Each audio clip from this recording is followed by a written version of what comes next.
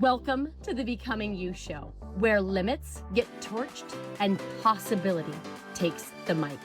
I'm Leah Rowling, human in permanent beta, neurostrategist, mom to 3 amazing humans, married to 1 legendary soul, and your no fluff permission slip to stop waiting.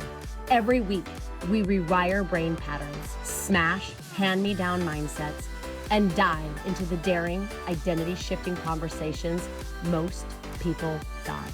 Ready to turn potential into proof? Grab your pen. Your next chapter starts now. Hello, my beautiful friends. How are you today? It's good to be here. I'm excited about this conversation. So welcome. We've been on a journey, right, this month, talking about courage, and we've got two more episodes to go, and I want to kind of walk you through it. Not that you'd have to listen to those to make sense of this, but just to kind of give you a recap. So the first episode in the series was around worth acquisition, right? We named the thing, right? There's a payoff. There's a payoff to staying unworthy, right? And most of us are paying for proof that we never needed. And the invitation, the work then isn't in becoming worthy, right? It's in the stopping of practicing our unworthiness, right? And then in episode 2 of the series, we talked about the tell, right? We honored the fact that your body, right, has been trying to tell you who you are for a really long time. It's been trying to get your attention for a really long time. And the work, it's not to master the signals, right? But to simply patiently trust them. Right? If you've never read the book, The Body Keeps the Score, it talks a lot about, obviously it talks in way more detail, length, depth than that episode. And then last week, we talked about the unwitnessed self, right? We went into the quietest room in the house, right? The room that most of us have been avoiding going into, and we named the self that was waiting there for you to come home, right? And today, we're going to talk about the only question that matters now, which is, what do we actually do with all of this? And what do we do with all of this, okay? Because here's what I've learned after, 20 plus years of walking with people through moments like the ones that we've been having this month. The awakening, right? That level of awareness, that's the easy part, right? And I know that sounds outrageous because the awakening feels huge when you're in it, right? It feels like the most important thing that has ever happened. And in a way it is. But the awakening, right? That moment of like crystal clear clarity, right? Of insight, of remembering. It's not the work. That's not the work. That's the door, right? The work is what happens after you walk through. Okay. The work is the Tuesday, the Wednesday, the Thursday. The work is the meeting where you are tempted to go back to the old version of yourself because, well, just frankly, it feels easier. Although it's really not. It's just way more familiar and accessible. Okay. The work in the relationship where maybe saying the true thing would change everything. And the small part of you that whispers, not today, not today. Okay. It's also the work, right, in the mirror where you are about to critique and catalog yourself again out of decades of habit. And the practice, right, of one breath, one pause, one moment of not collapsing into the old performance, right? That's the work. The work is a practice. The practice, right, of pausing, of taking a beat, of interrupting the familiar, the familiar way that you meet moments and not collapsing into old patterns, old performance, the you from yesterday, right? And here's the thing, you guys, the work is not glamorous. It's not. There's almost nothing to post about. You cannot really take a picture of it. You cannot really tell anyone about it without it sounding smaller than it was, smaller than it is. And that is exactly why it matters, because that is where the life that you actually want is built. Not in the breakthrough, right? Not in the aha, not in the yes, right? That you get after you leave a conference, but in the 100 small, uncollapsed choices that you make in the weeks that follow, right? It's not in the big awakening that the life that you want is built. Mm-mm. It's in the small, uncollapsed choices that you make in the weeks that follow. So the awakening is the door for sure, but what you do on Tuesday is the room, is the work, is your life. So I want to try to describe as honestly as I can what it looks like to live uncollapsed, right? Where we don't collapse back into fear, where we don't collapse back into doubt, where we don't collapse back into temper, where we don't collapse back into people pleasing, where we don't collapse back into perfectionism. Okay, because I think this idea of living uncollapsed, I think is what I called this episode. It can sound poetic. And the reality of it is much smaller and much stranger than that phrase probably suggests. Living uncollapsed, okay, does not mean that you have some dramatic, fully realized version of yourself striding through the world. Mm-mm. It does not mean that you've stopped performing. It does not mean that you became this perfect, integrated, aligned, whole human who never second guesses, who never people pleases, who never shrinks. Okay? You will still do, I want you to hear me, you will still do all of those things. You just will, because you're human. You will still catch yourself scanning the room for approval. You will still say yes when you mean no. You will still, some mornings, feel smaller than you know yourself to be. You will still talk to yourself in ways that you would never talk to anyone else. You still will do that. Living uncollapsed is not the absence of the old pattern. It is a new relationship to them. So here's what it actually looks like. Okay.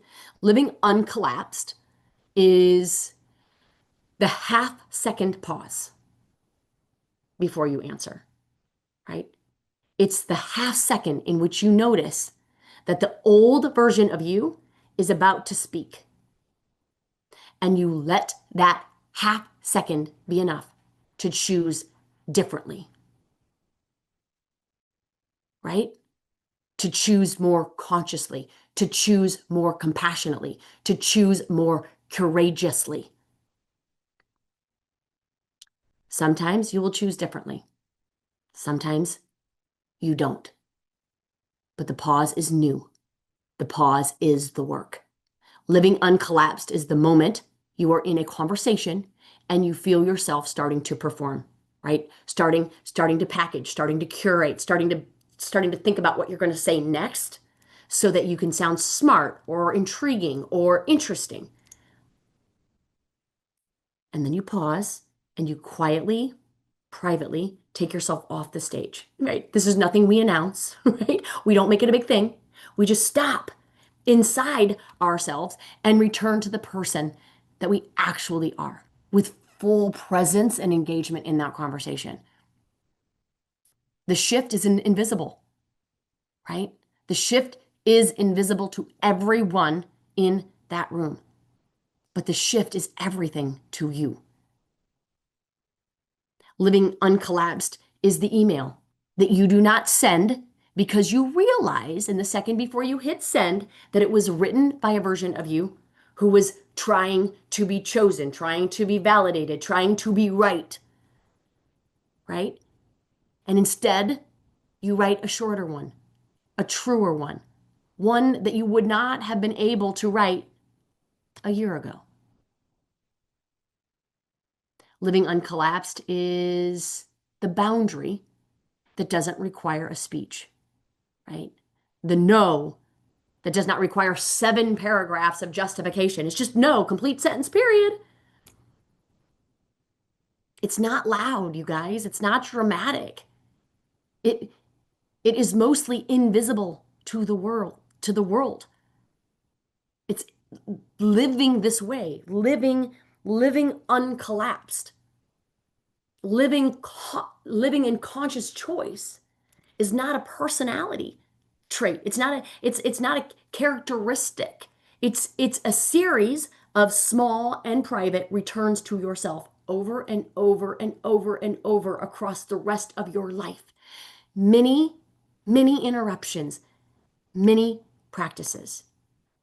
So I want to be honest with you about this, right? I because nobody talked to me about this when I started, and I really wish someone had, right? Because here's the thing.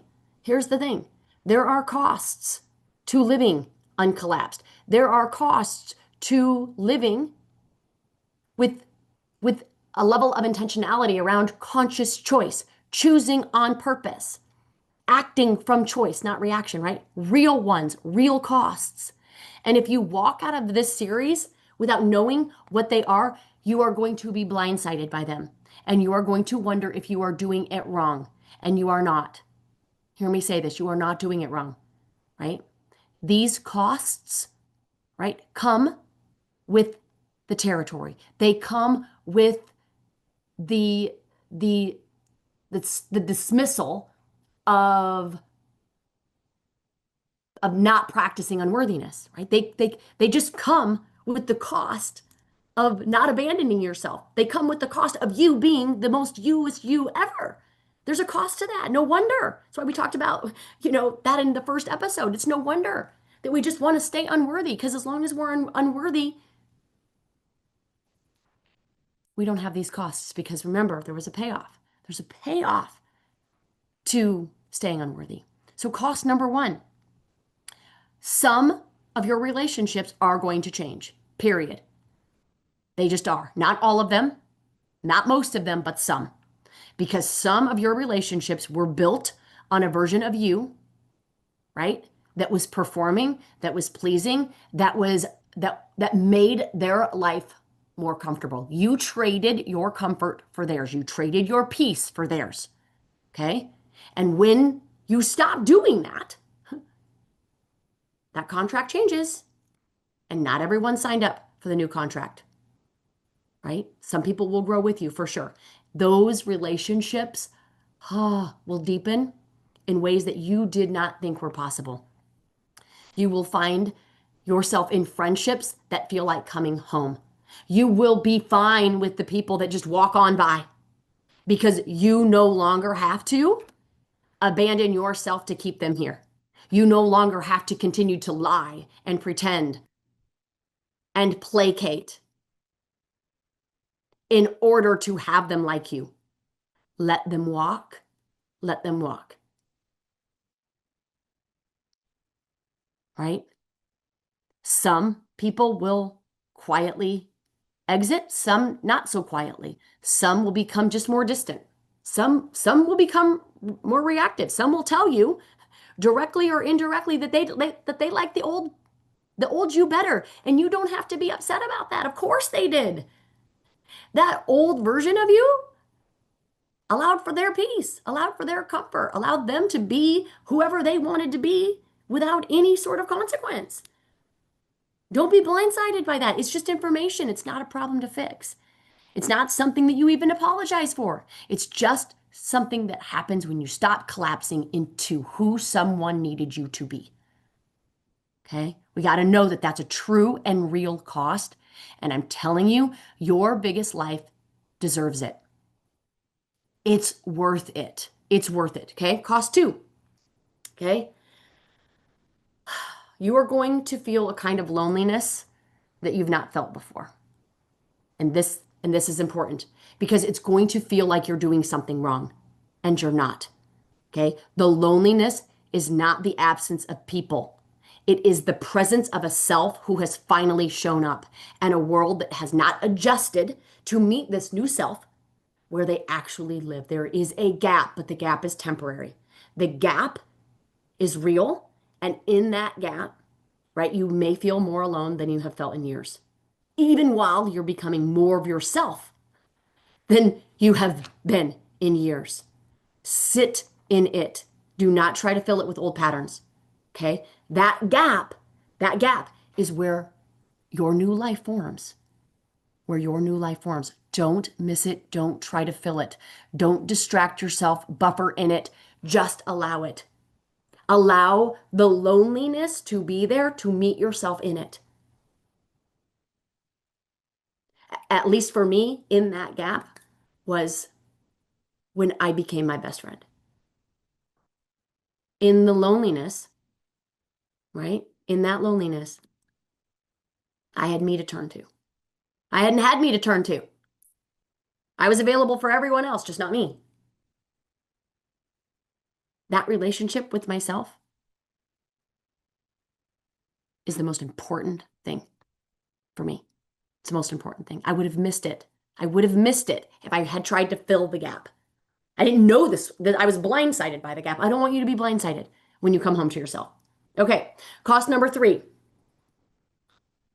You will miss the old you, right? You will you will miss the performance. You will miss the pleasing. Okay? And this one surprises people, but I've seen it again and again and again and I have lived it myself. Okay? The performing self was not only a cost, it was also a relief. It gave you a script, it gave you a role, it told you exactly what to do in every room. You knew exactly how to chameleon yourself so that you could meet all of the moments with massive confidence, because you had practice, right? The uncollapsed life does not give you a script, right?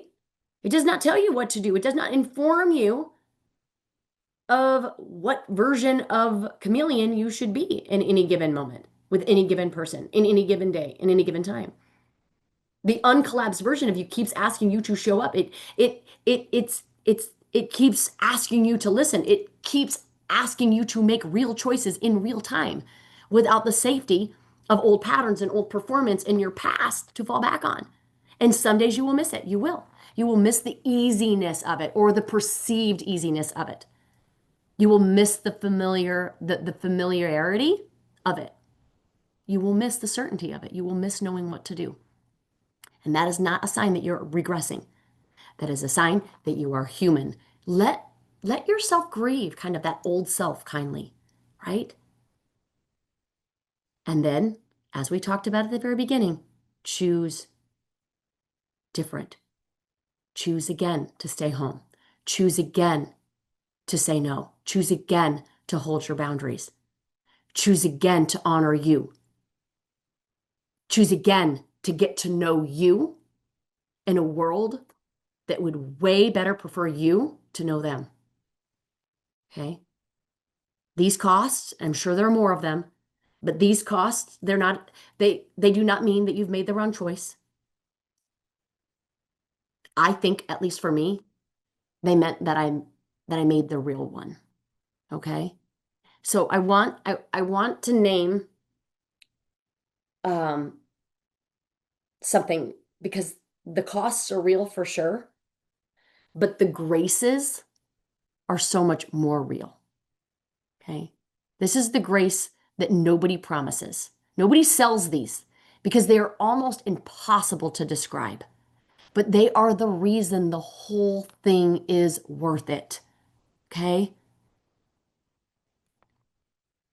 You start to enjoy your own company, right? Not perform your own company, not tolerate your own company. You enjoy it. You start to look forward to the drives alone. You start to look forward to the time that you have with yourself alone, the morning by yourself, the walk without a podcast in your ear. Because the first time in maybe decades, the person who is there when you are alone is someone that you actually like being with. As I mentioned, becoming my own best friend, mm, it was one of the most beautiful gifts that I've ever gotten. And I gave it to myself. Okay, it's not a small thing. It's one of the deepest graces a human being can know. Number two, grace number two, okay?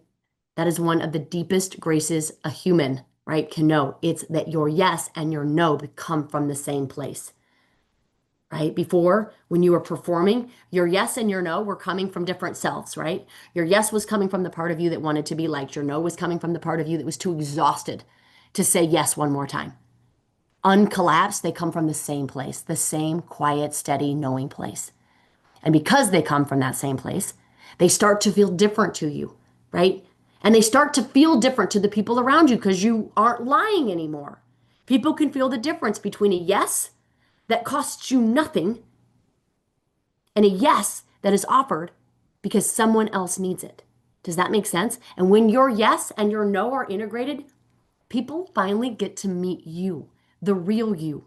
And then they start relating to the real you. And that changes everything. And I think the last grace is that you stop looking for the thing. You stop reaching for the fix, right? You stop looking for the answer, for the solve.